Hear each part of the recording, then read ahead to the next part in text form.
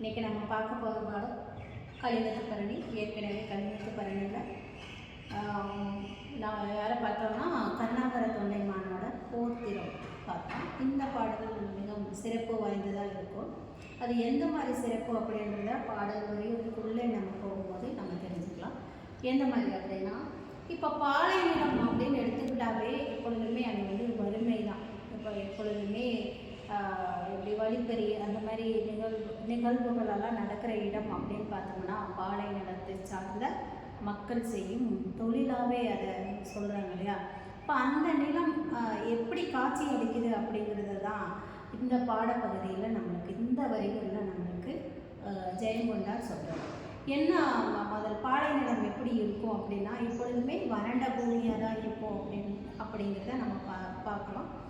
கண்ணு கெட்டுற தூரம் வரையிலும் மணல் குவையலாக காணப்படும் இல்லையா. அங்கங்கே மணல் இருக்கும். அந்த ரொம்ப தூரத்தில் பார்த்தோம்னா காணல் நீர் நமக்கு தெரியும். காணல் நீர்னா என்ன அப்படின்னா, தூரமாக பார்த்தோம்னா அந்த வெயிலின் தாக்கம் எப்படி தெரியும் அப்படின்னா தண்ணி இருக்கிற மாதிரி இருக்குமா. ஆனால் பக்கத்தில் போய் பார்க்கும் பொழுது அங்கே வந்து எதுவுமே இருக்காதான். சரிங்களா.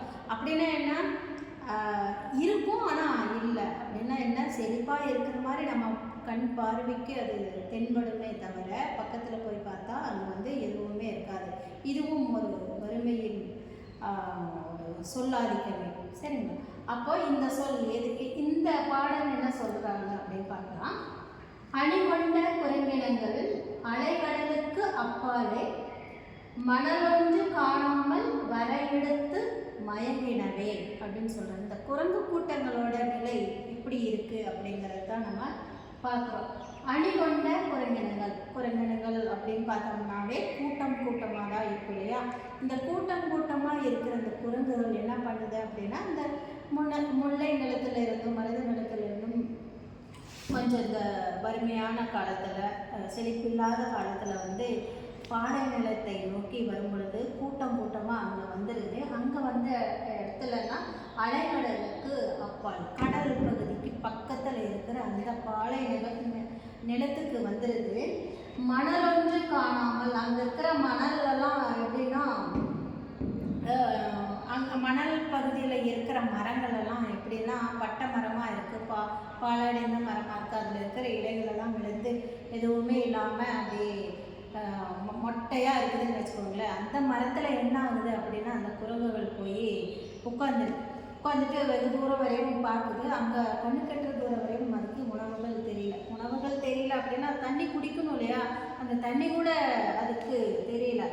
அப்போது இது என்ன பண்ணுறதுன்னே இந்த குரங்கினங்களுக்கு தெரியாமல் வந்து அந்த மரத்து மேலே எடுத்து நிலத்தை பார்க்கும் பொழுது எப்படின்னா தன்னிழல் தனக்கு தெரியுதா அந்த குரங்கினங்களுக்கு.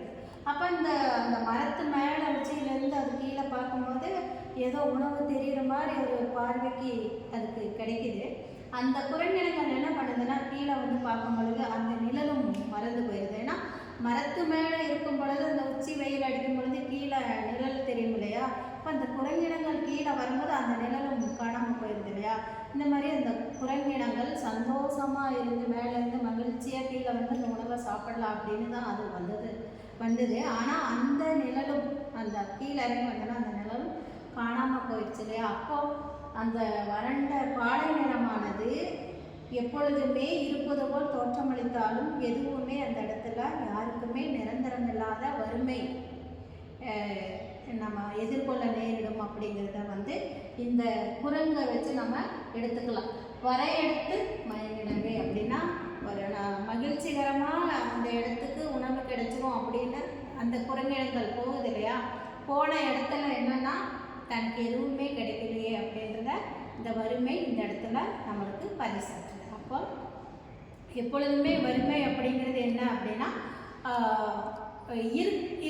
எப்படி சொல்கிறது, கண்ணு கெட்டுற தூரத்தை வரையில் ஏதாவது நம்மளுக்கு தெரியுது, உணவு தெரியுது, அல்லது நம்ம போய் ஏதாவது வேலை செஞ்சுக்கலாம் அப்படின்னு நம்ம மனசுக்குள்ளே இருந்தாலும் போகிற இடத்துல நம்மளுக்கு வந்து தெளிவில்லாத ஒரு நிலை தான் காணப்படும். அப்போ நம்ம என்ன பண்ணணும் அப்படின்னா, இருக்கும் பொழுது அதை தக்க வைத்து கொள்வதற்கான வழிவகைகளை நம்ம முதலே செஞ்சு முடிச்சுக்கணும் இல்லையா.